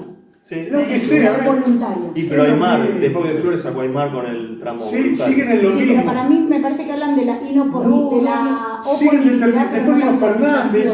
No, después vino Fernández que dice la suma asegurada es inamovible. O sea, hacen oponible a la víctima un Claro. valor histórico. Exacto, Entonces, eso. en definitiva, lo que le reconoce es un valor Nada. histórico. No, pero bueno, hoy en día que están haciendo eso, están basándose y diciendo, no nos estamos como la Cámara lo que dice es, estamos... La cámara sí, pero no la corte. No, bueno, yo también tengo muchos en queja, vamos a ver. Entonces lo que dice es, no me opongo a ¿Y de qué te juego. quejas? No me opongo a Que la juego. misma. No, bueno, pero digo, no nos oponemos a eso, porque en realidad eso no habla del valor nominal, sino que habla de la oponibilidad. Entonces nosotros actualizamos al valor actual, 39 millones. 39 millones. Eso es lo que están diciendo. Pero Flores no dice eso. Flores dice son 30.000 pesitos inamovibles. No, Flores, No. por ejemplo, en el caso mío, que eran 4 millones, Flores debería decirme, son 4 millones más intereses que aplicó la Eso es Cámara. otro tema. Sí. Lo justo sería la suma de la super al momento del pago, Claro. ni siquiera de la sentencia, porque después te chicanean el pago de la sentencia. ¿Okay? Par de cositas básicas, Francisca recién Pero hablaba. agregamos una cosita. Dale. ¿Qué hice yo cuando presento el extraordinario en la sala acá, y que no se piden nunca, y ya me tienen porque... le metí todos los mails donde yo al abogado le dije, te quiero pagar, te quiero pagar, te quiero pagar y te quiero pagar. Para evitar la tardanza, que sea un año y dices, no, para no la tardanza. Y el tipo me dice, quiero sentencia, quiero Claro. sentencia, quiero sentencia, quiero sentencia. Entonces, Bien, vamos a la franquicia. Amigos, franquicia recién. Se llama depósito, podrían haberlo hecho. Está sabiendo. Bueno, avancemos con el tema de la franquicia. no sabía. Amigos, franquicia es un tema básico que Oponilino podría. Te tiro un secreto que no lo conoce mucha gente y que no aparece en ningún libro. 585. Esto es magia. 585 es la resolución de la Superintendencia de Seguro de la Nación que determina que la franquicia del seguro de responsabilidad civil debe ser razonable. Va de vuelta, y esto dice la Superintendencia de Seguro de la Nación. ¿Ok? Entonces, cuando vos hablas de una franquicia, fíjate si es razonable. Si no es razonable, viola el artículo 585, la resolución 585 de la propia Superintendencia de Seguro de la Nación. Esto es básico para que vayamos viendo qué normativa tenemos. Es más, tenés el as de espada, que generalmente no se usa. La ley más aburrida del mundo es la ley 20091, que es la ley que rige la compañía de seguros. Hay un solo artículo que para nosotros es genial, el 25. Y con este artículo 25 se lo presentás al juez y te dice, tenés razón. No puedo hacer nada, me inclino ante ti. ¿Qué dice el artículo 25? Sí, claro, hay que decirlo. El artículo 25 determina que las cláusulas y condiciones de las pólizas de seguros deben ser equitativas. ¡Pum! ¡Da de vuelta! La Superintendencia, la ley nacional que rige a las compañías de seguros ordena que las cláusulas y condiciones deben ser equitativas. Y acordemos que justicia da la color suyo y equidad es la justicia en cada caso en particular. De manera tal que si es inequitativa es ilegal. Y siguiendo lo que decía la colega, muchachos, no nos olvidemos que la Constitución Nacional te habla de la justicia de la equidad y de la dignidad de las personas, de manera tal que cualquier norma, sentencia o resolución que vaya contra la justicia, la equidad o la dignidad es inconstitucional. Fíjate qué sencillo. Hoy tenemos tanta normativa para pegarle durísimo a las compañías, pero la tenemos que utilizar. Por eso tenemos que hacer demandas docentes. Demandas docentes. Nosotros le echamos mucho la culpa a la justicia. A veces tenemos razón, pero también hagamos una autocrítica. Che, ¿de verdad que nosotros hacemos las demandas como corresponde? Hago una pregunta y nadie me conteste. ¿Cuántos de nosotros en la Cápita de Derecho planteamos la aplicación de los tratados internacionales de derechos humanos? Nadie me conteste. Nadie lo hace. No lo hacemos. Y acordate que el amigo Hansi Kelsen estableció la Constitución de la pirámide y acá tiene la Constitución Nacional y acá los tratados internacionales. El artículo 75, inciso 22 de la Constitución te habla de los tratados internacionales. Y el genial Carlos Berzi, en el año 94, dijo una genialidad que yo tardé 25 años en entenderlo. O sea, yo tengo 4 abuelos bajos, ok, se entiende que sea lento. ¿Qué dijo Carlos Berzi? El derecho de consumo forma parte de los derechos humanos. ¿Qué significa? Que a tu cliente, mañana en el tribunal, se te tiene que aprobar los tratados internacionales de derechos humanos. ¿Y qué dice la Corte Interamericana de Derechos Humanos? Y esto es fundamental. Las sentencias de la Corte Suprema, por suerte, no son obligatorias, erga omne. Ahora, ¿las sentencias de la Corte Interamericana de Derechos Humanos son obligatorias? ¡Sí! ¿Y para quién? Para todos. Para la justicia, para el Poder Ejecutivo y para el Poder Legislativo. ¡Wow! ¿Y cuál es el principal principio que tiene la aplicación de los tratados internacionales? Amigos, y con esto no hay alternativa que pierdas ningún juicio. Principio pro homine, que significa que la normativa se interpreta y se aplica siempre, siempre en favor del más vulnerable. Y esto no es opinable, esto es obligatorio para la justicia. Reitero, las sentencias de la Corte Interamericana de Derechos Humanos son obligatorias erga omnes. Y la pregunta es, che, pero ¿ha dictado alguna sentencia de la Corte Interamericana respecto a seguros? Claro que sí, yo les vengo a traer alegría, felicidad, obvio. Hay un fallo que es una maravilla, el fallo Vera contra Chile. Después te voy a mandar un artículo que publicamos de seguros, no yo, sino alguien que sabe muchísimo, que es Boris Molina Acevedo, un amigo costarricense, que te explica cómo se aplican los tratados internacionales a los casos de consumo y de seguros. Y ya lo dijo la Corte Interamericana, por el caso Vera contra Chile, es contra una compañía de seguros privada. ¡Hello! ¿Se va a aplicar? Obvio que sí. Cualquier cosa que no proteja al consumidor, ¿qué es? Y lo dijo ella claramente. Inconstitucional. ¡Punto! Y si vos me violentás el principio pro homine, ¿eso qué es? Inconvencional. Y lo tiene que declarar de oficio sin ninguna duda. Sin ninguna duda, porque ningún juez puede aplicar una norma que es inconstitucional porque alguien se olvidó de plantearlo. ¿Se entiende? Milde Pereira, que eran un colectivo de jueces correntinos. Milde Pereira era de bastantes jueces, problema de remuneración. Y el abogado de ellos se olvidó de plantear la inconstitucionalidad. ¿Qué dijo la Corte de Milde Pereira? Che, hermano, este pibe se olvidó de plantear la inconstitucionalidad. ¿Qué hago? ¿Dicto una sentencia basada en una norma inconstitucional porque se olvidó? ¿O hago lo que tengo que hacer? Yo, juez, que juré defender la Constitución. ¡Hello! ¡Mira qué fácil! Diría el filósofo Capusotto. Es el faso. Es muy sencillo. Si hay algo que es inconstitucional, hermano, no hay que aplicarlo. Si hay algo que es inconvencional, no hay que aplicarlo. ¿Se entiende? Es así, es muy sencillo el derecho. Pero somos nosotros los que tenemos que abogar y ayudar a los jueces. ¿Ok? Recién pobrecita le tenía una papa caliente y dije, sí, el daño punitivo de oficio. Y sí, la metió en un brete tremendo. La verdad es que somos nosotros los que tenemos que plantear el daño punitivo, mis amigos. ¿Ok? Esto es determinante. Pero vamos a avanzar un poquito. Ahora, toda charla que se dé entre yo asumía que esto... Problema tecnológico. Caramba, Houston, estamos en problema. Bueno, no importa, hagamos de cuenta que se borró. A ver, toda charla entre profesionales se tiene que basar en una pauta. ¿Y cuál es? Herejía. Herejía en latín significa armar quilombo mental. ¿Ok? En una charla con profesionales no podemos repetir lo que nos dijeron en el grado.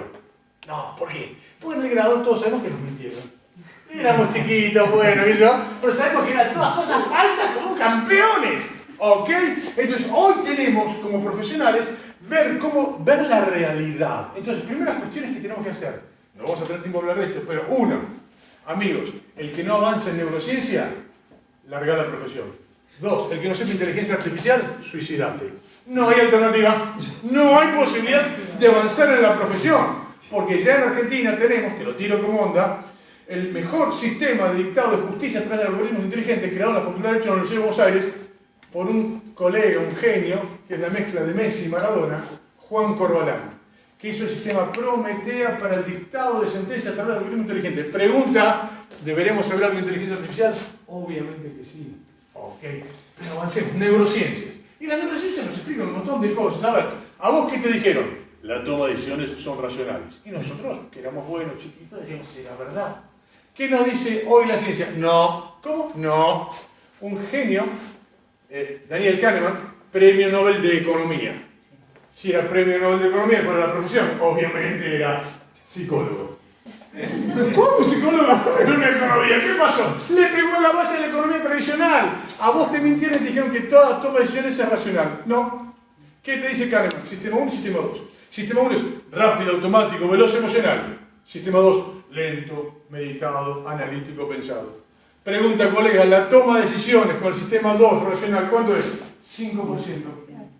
Todo el resto de la toma de decisiones son emocionales, no racionales. Y acá vienen las peleas con las compañías seguras, ya que estamos, no va a ser tan dulce tampoco. ¿Qué hace la compañía segura? Neuromarketing. Recordad que el cerebro tiene una parte que es el neocórtex, la racional, la parte límbica que es la emocional, y después la parte reptiliana que es la supervivencia. Cuando te hace el neuromarketing, ¿a dónde apunta? A la parte límbica emocional. Ahora, cuando hay un quilombo de legal, dice, ahora seamos todos racionales. ¡Mentira! ¡Mentira! ¿Se entiende? Entonces, pautas que son básicas para que analicemos esto. Uno, las decisiones que tomamos nosotros son no racionales. Por eso planteamos que tiene que crearse el artículo 260 bis. Viste que el acto voluntario tiene discernimiento, intención y libertad. 5%. ¿Y el acto automático del sistema 1 cuánto tiene? No está regulado legalmente. ¿Entienden la locura? Primera pauta para tener presente. Segunda, y esto sí para armarle un poquito de lío a la justicia, porque venimos también muy dulces con ellos. Amigos, los contratos no se leen. Y agregamos, no hay culpa por no leer los contratos. Pará, animal. ¿Cómo estás diciendo eso? Pregunta, ¿alguien lee los contratos? Ni de casualidad. Pero además, recuerden que los contratos, esa pauta se rige por el filósofo contemporáneo Ángel de Brito. ¿Sí que te habla de la? Pues yo te hablo de leer. ¿Qué es leer? Vos tenés que leer el contrato, entender el contrato y memorizar el contrato por los siglos de los siglos. Imagínate los pelados como yo, que hace 50 años que estamos acá. ¿Cuántos contratos hicimos? Millones. ¿Lo leímos? No. ¿Lo entendimos? Menos. ¿Lo memorizamos? No, si yo no sé lo que se hace. Me estás jodiendo. ¿Se entiende? Esto es lo que la neurociencia hace. Humaniza el derecho. Nosotros vivimos de ficciones ridículas. ¿Que a quién les conviene? A las corporaciones. ¿Por qué? Porque ellos se armaron, vos tenés que leer el contrato. ¿Lo leíste? No. ¡Ajá! Culpa tuya. Pero ¿y alguien lo lee en el mundo? Y acá viene la parte científica interesante. Richard Posner, el padre del análisis económico del derecho, la persona más citada en Occidente, dio una conferencia hace poco tiempo, y las preguntas es lo más divertido. Un chico joven dice, dígame, don Posner, usted que es el padre económico, dice, usted lee los contratos. ¿Y qué dijo Richard Posner? No, Armando, se no entiende un carajo. Ok, entonces, no es que somos todos tontos en Argentina. Nadie en el mundo lee los contratos. Y entonces la pregunta es, ¿qué es la culpa? No hacer lo que el común de la gente hace. Che, y si nadie en el mundo lee los contratos, ¿le podemos endilgar culpa a alguien por no hacer lo que nadie hace? Porque vos le decís a debería haber leído el contrato. Y le preguntas, che, nosotros lo leímos. Es más, yo doy muchas charlas por internet, que sé yo, a veces lo digo a los jueces. Cuando digo esto me vienen así con cara y dicen, pará, ¿qué estás haciendo? Entonces le digo, perdón, hagamos una prueba rápida. ¿Esto por Zoom? Sí. Dígame, señores jueces, ustedes que son personas inteligentes, ¿qué dice el contrato de Zoom que han suscrito para escuchar esta charla? Y la respuesta, ¿qué se llama? No tengo ni idea. ¿Por qué? Porque I agree. Estoy de acuerdo. ¿Con qué? No sé. Nosotros somos como Zoom. No sé lo que quiero, pero lo quiero ya. Bueno, lo mismo nos pasa a todos. Pero esto no es que estemos equivocados ni que estemos mal. Lo decía Nietzsche. Somos humanos, demasiado humanos. Y lo que tiene el derecho es que no se basa en la realidad. ¿Se entiende? ¿Por qué? Porque nos vienen a decir, culpa tuya por no leer el contrato. Y vos le decís a tu cliente y sabés que en el fondo que vos nunca lo leíste, que lo vas a leer jamás en la vida, y que el juez tampoco lo leyó. ¿Se entiende? Nadie lo leyó. Y tampoco el de la compañía de seguros. Nadie lo lee. Pero es la culpa del consumidor por no haberlo hecho. ¿Se comprende? Esto es lo que tenemos que hacer. Humanizar el derecho y explicárselo al juez cómo hoy tenemos cosas muy novedosas. Está. Otra. hagamos un pequeño ejercicio, las damas retrocedan 3 años nada más, los varones 50. Cuando tenemos 17 años, primer año en la facultad, viene el profesor y dice, amigos, el derecho se presume conocido. Vos dices, levantaste la mano y oiga, profe, yo recién llego, tengo una puta idea, yo no sé la derecha, no lo voy a saber, no, ¿qué haces, idiota? Te dijeron una vez, 2 veces, 3 veces. Si yo te pregunto, ¿el derecho se presume conocido? ¿Qué dicen todos? ¡Sí, claro! ¡Me mentira! ¡Pau! Tantas veces me han dicho que sea la verdad. ¿Ok? ¿Qué proponemos nosotros? El derecho no se presume conocido por los consumidores. Pará, guayo. Ante un juez vas a decir tamaña barbaridad. A ver, ¿qué dice el nuevo Código Civil Comercial? Artículo 8. Principio de inexcusabilidad. La ignorancia de las leyes no sirve como excusa. Ah, bueno, ya está, perdí. Pero todos sabemos que Dios es argentino. Y desaprende un poquito, eso es verdad. Pero vos fíjate que el Dios se esconde atrás de cada coma. Y le puedes decir, ¿el artículo 8 tiene coma? Sí, claro. Uy, entonces puede estar Dios. Leamos el 8 de vuelta. La ignorancia de la ley no sirve como excusa, salvo que haya una normativa que determine lo contrario. ¡Ah, papá! Y la pregunta es, ¿me tienen fe? ¿Le encontraste, Waldo? ¡Claro que sí! ¿Y dónde está eso? Es muy sencillo, el artículo palito, redondito, rondito. El artículo 1100 del Código Civil Comercial. ¿Y qué dice, Waldo? Es una maravilla, amigos. Con este artículo no podés perder ningún juicio. ¿Qué dice? El artículo 1100 del deber de información es igual al artículo 42 de la Constitución Nacional, igual al artículo 4 de la Defensa del Consumidor, pero, agregó 2 palabras. Esas 2 palabras es una epifanía jurídica. Un cambio en el derecho de manera total y absoluta. ¿Y cuál es?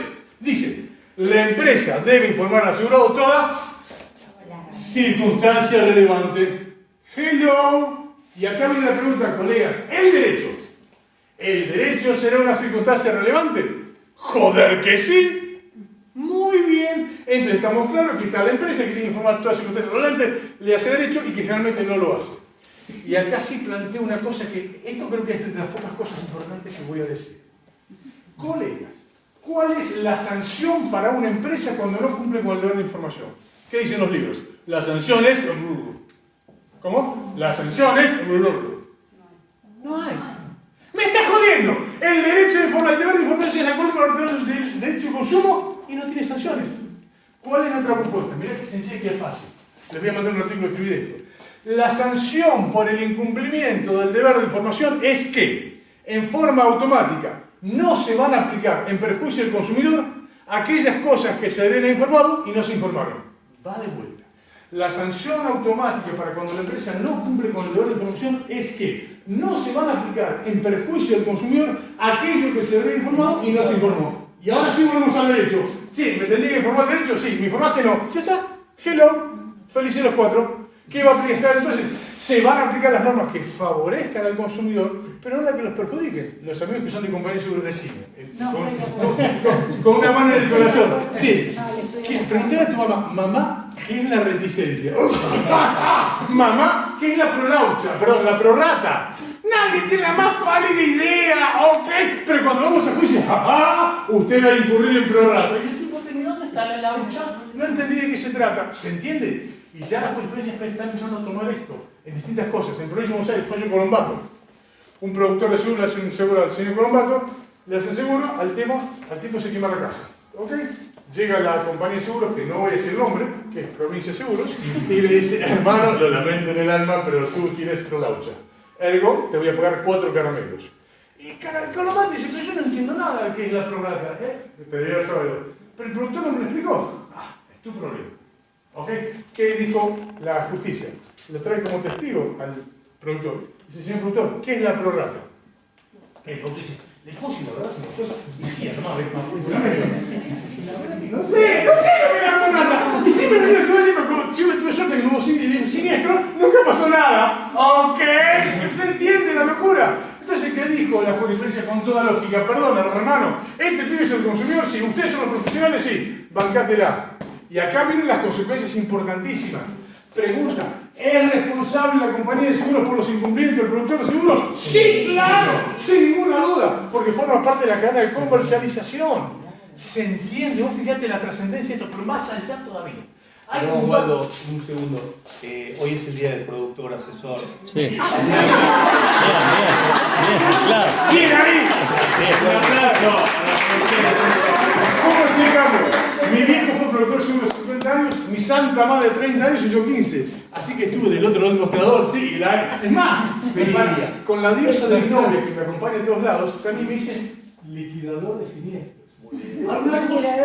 ¿Tocaste un liquidador de siniestros? No, son tipos que vienen de Saturno. ¿Ok? Bien. ¿Cuántos liquidadores de siniestros son abogados? Nadie. Y resulta que el liquidador de siniestros debe interpretar la ley. Porque acá hay un tema básico, amigos. Por favor, esto es importante tenerlo presente. No existe el derecho de la póliza. ¿Cómo? No existe el derecho de la póliza. Lo que dice la póliza en latín es MITC. Me importa 3 carajos. Lo que es justo o no es justo. Es decir, como dice la normativa vigente, artículo 988, inciso C, expectativas razonables. Ahora, pregunta rápida. ¿Quién de ustedes tiene seguro de robo del automotor? No quiero cagarte la cena. Pero el seguro de robo automotor no existe en Argentina. Pregunta, si a vos te roban el auto, ¿qué haces? Haces la denuncia. ¿Y qué sucede? Viene el gerente siniestro, te da un abrazo y dice, te acompaña en tu sentimiento. Muy bien. Y te dice, ¿sabes qué? Tenemos una empresita media trucha de policías echados en la provincia, exonerados, que van a ir a buscar tu auto. Vos decís, está bien, dale, buscar. Muy bien. Y resulta que tu auto apareció. ¿Viste que los ladrones últimamente no son muy prolijos? Te lo chocan, te lo fundan, te lo valen. ¡No hacen mierda! Ok. Y la pregunta es, cuando viene el auto todo roto, ¿qué te dice la compañía de seguros? Alegría. Tu auto ha aparecido res crescit et perit domino. El libro que se latín. La cosa crece y muere para el dueño. Y vos decís, pero eso es un colador. Eso es mi auto. Sí, señor. Ahí hemos encontrado su auto. ¿Y los daños? Lo lamento el daño, pero los daños no están cubiertos. Y acá viene la pregunta, colegas, porque el derecho ha cambiado mucho, pero cuando llego a la facultad, el robo era un delito instantáneo.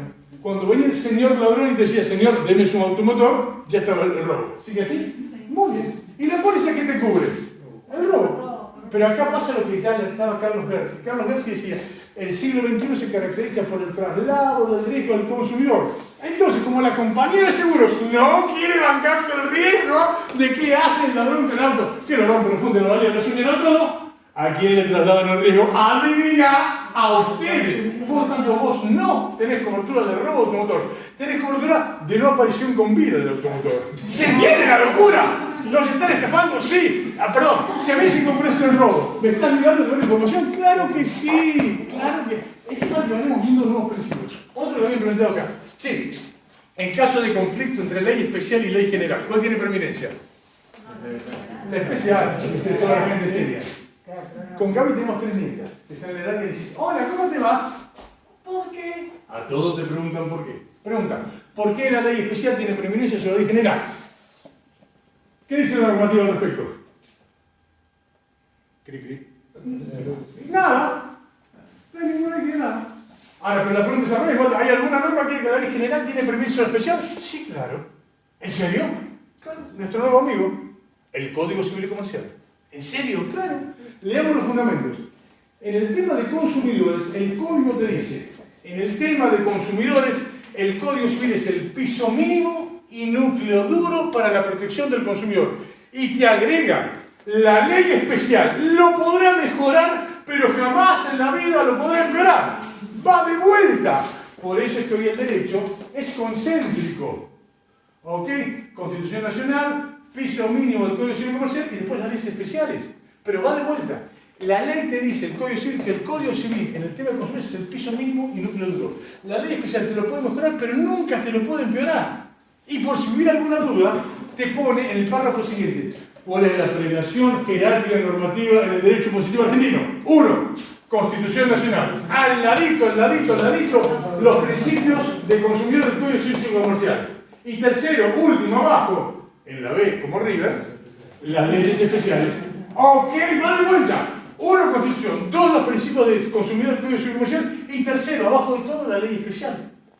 ¿Se comprende? Y si a esto le sumás el artículo 1094, ¿cuál es el título 1094? Prelación normativa. Oiga, va de vuelta. Prelación normativa. Te determina el código que aquellas cuestiones que están en el código de consumidores tienen prelación normativa sobre las demás. Y esto genera cosas buenísimas. Un tema básico. Pregunta. ¿Tiene que pagar una compañía de seguros cuando el asegurado está en mora en el pago de la prima? Y la respuesta es no, ¿qué pretende usted de mí? ¿Qué dice la jurisprudencia? Corte Suprema de La Pampa, Corte Suprema de Mendoza, siguiendo las locuras que planteamos en nuestros libros, tenés el fallo Aubert en La Pampa y el fallo Martín contra Zurich en Mendoza. ¿Y qué dice? Escuchaste esta, pues maravillosa. En la aplicación de la sanción por no cumplir el deber de información. Reza lo siguiente. Cuando el asegurado incurre en mora, la compañía de seguros debe informarle al asegurado que va a suspender la cobertura, porque es una circunstancia relevante. Si no lo hace, como no cumplió primero la compañía de seguros, no se puede aplicar la consecuencia del incumplimiento previo a la compañía de seguros. Miren qué sencillo que es el mundo. Y esto del deber de información es básico. ¿Por qué? ¿Cuánto es el costo para la compañía de seguros de informar eso? 0. ¿Y por qué no lo hacen? No voy a mirar ninguna buena compañía de seguros. La compañía de seguros que no son serias, no me pregunten porcentajes, tiene el plan A y el plan B. ¿El plan A cuál es? Si vos no tenés siniestro y entras en mora, te voy a cobrar todo lo que pueda la póliza. Porque siempre tuviste cobertura. Pero, si sí tenés un siniestro, tengo el plan B. Me cambio el sombrero y te digo que se produjo la suspensión automática y secreta de cobertura. De manera tal que vos no tenés amparo. ¿Se entiende? Y esto en mi barrio, ¿cómo se llama? Dolo. Pero el dolo no lo digo yo, lo dice el código. ¿Cómo? Claro, que es el 1724 infine. ¿Qué es dolo? La manifiesta indiferencia por los intereses ajenos. Pregunta, si la compañía pudiente informarte a costo 0 que vos estás en mora y vos decís, nena, no salgas a andar con el auto porque no tenés cobertura. No lo hace. Tiene una manifiesta indiferencia por el asegurado y por la eventual víctima en un seguro obligatorio. Amigos, ¿eso será dolo? Por supuesto que sí. Pero más dolo el que no, por ejemplo, no paga. Yo sé que ¿Cuándo ves tu póliza de auto? Cosas. ¿Cuándo ves tu póliza de auto? No, yo pago. No, pero yo no tengo ni idea. Somos consumidores. No, pero uno tiene que saber que tiene que pagar como paga el colegio de sus hijos, como paga la comisión. A veces no los débitos.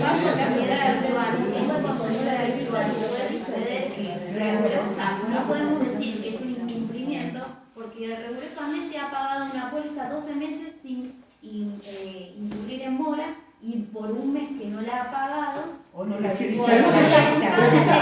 perdón, acá está el deber de información. Muchachos, a ver, tenés un profesional que no vamos a entrar en detalle, que es deber de información, deber de asesoramiento y deber de advertencia. Son tres cuestiones cada vez más profundas. Deber de información, explicar las características del bien.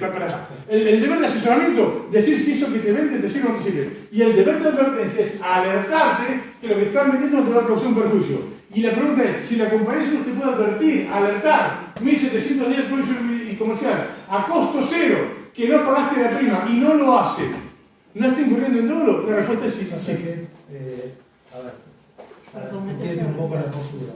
Te doy la razón en el sentido de que es ley porque está en el Código Civil la obligatoriedad de la información. Pero también se presume que están las presunciones de algunas son muy objetivas, que cuando vos compras un contrato, debes pagar un contrato para que la contraprestación se cuide. Es que estamos de acuerdo en eso, pero a ver, lo que estamos de acuerdo en la hora. Si no lo pagas, te tengo que avisar que no lo pagas. Claro, sí. Como pasa en todos los países serios. En todos los países serios te avisan porque vos sos el consumidor y tu vida no pasa. A ver, si podés ir con la corte de abogados. No, bueno, sí, todos en Norteamérica. Una cosa chiquita. Si yo, Garbarino no existe más, ¿no? Pero, o por ahí sí existe, pero bueno. Si yo compro un televisor en Garbarino, lo saco en 12 cuotas, pago 3, 4, 8 cuotas, ¿viene Juan Garbarino a mi casa y se lleva el televisor? No, mentimos. Entonces yo compro un periodo de cobertura, porque las pólizas tienen un tiempo determinado de cobertura. Y encima el seguro obligatorio. Y es obligatorio, aparte empujado por el Estado. Pero bueno, compro un periodo de cobertura, la compañía me lo da a pagar en cuotas, ¿por qué ante un incumplimiento la compañía de motu propio me lleva el televisor? O sea, te pongo un ejemplo autorreferencial. Y hay un fallo de cámara de azul. A mí me pasa una cosa muy clara. Yo me olvido de pagar la tarjeta de crédito. Cuando me olvido de pagar la tarjeta de crédito, a los 15 segundos me llega un correo igualito. Otra vez olvidaste, hermano. Ok. Pregunta, ¿por qué el banco me puede avisar y la compañía no? Si vos me explicás eso, yo me rindo. No tengo respuesta para eso. Es que no hay. Es que hay una compañía de seguros en Argentina que es muy grande y no lo hace. Bueno, bárbaro. Lo lo hace. Bueno, las otras, esto va para el que no lo hace, obviamente. Por un tema de tiempo, te invito a un ping-pong, Waldo. Dale, déjame la última, así ya cerramos y armamos bien quilombo. Pregunta, a ver, la víctima de un accidente de tránsito, ¿puede ser conocido un consumidor? Sí. ¿Qué dice el Código Civil? El Código Civil dice que no. ¿Por qué? ¿Qué hizo el Código Civil? Y ella hablaba de la parte constitucional y yo te hablé de los tratados internacionales. Una de las pautas de los tratados internacionales humanos es que el principio de no regresión. ¿Qué es la no regresión? Que los derechos que tenemos los consumidores son derechos adquiridos de orden público que nadie te puede quitar, salvo circunstancias excepcionalísimas. ¿Ok? ¿Estamos de acuerdo en eso? Pregunta, ¿qué dice el artículo 1022 del Código Civil respecto al consumidor y el tercer expuesto? El código, pero no me acuerdo. No, nota, se fue. ¿Cómo? En el artículo 1092 te eliminaron al tercer expuesto. Oiga, si no están violentando el principio de no regresión, no solo eso, cometen un sincericidio.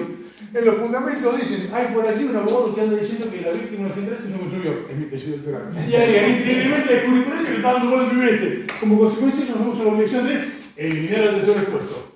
Perdón, esta eliminación del tercer expuesto no es una violación del principio de no regresión. Hay una sentencia de hace 15 días de Ósola en Córdoba que dice, hermano, esto es violar el principio de no regresión. Y cerramos con esto. Ya les dije que Dios es argentino. Y la verdad, la misión del código nunca le hicieron mi tesis doctoral. Bien que han hecho.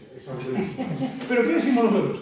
La víctima en este tránsito no era un tercer expuesto. No. Si nosotros un seguro obligatorio, ¿qué dice el artículo 1092? ¿Quién es el consumidor?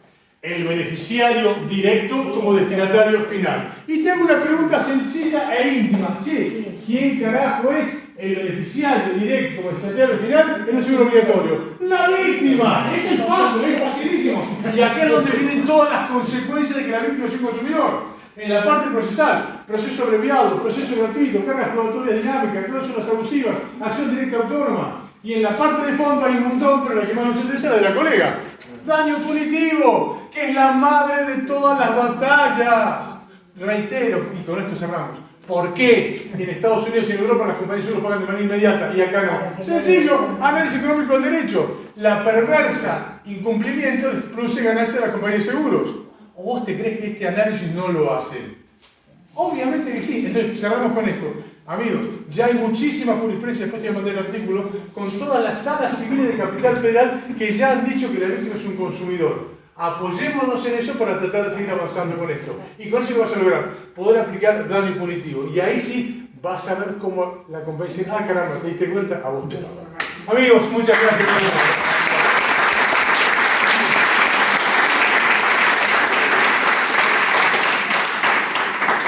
No sé si alguien quiere hacer una pregunta. Te tiro una cortita. Algo tocaste, tema prescripción. Algo solo, pero...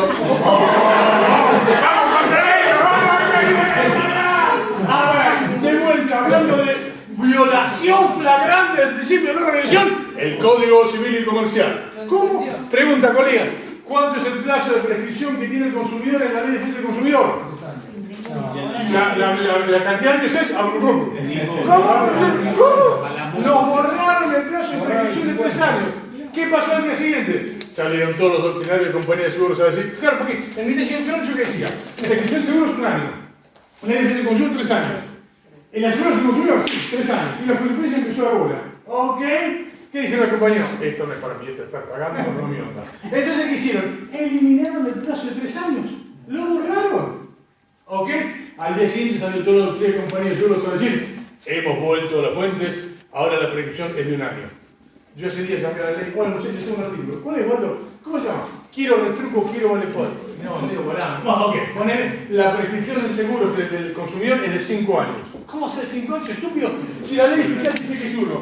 ¿Y qué decimos? Sí, perdón, ¿cuál es el piso mínimo y núcleo duro?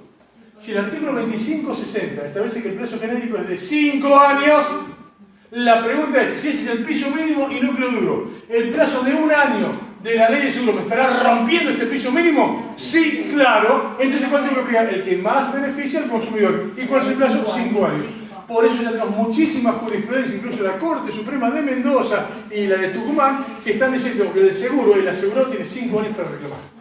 En prescripción. Les pido un fuerte aplauso para la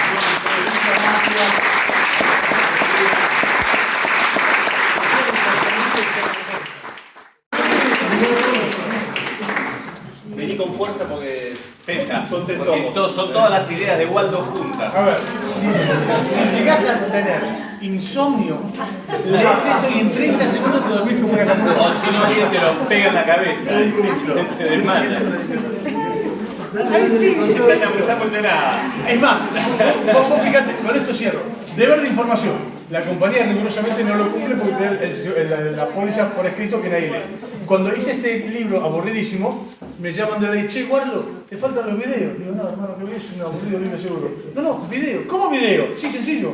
Antes de cada capítulo hay un código QR donde aparece Waltito explicándote de qué va cada capítulo.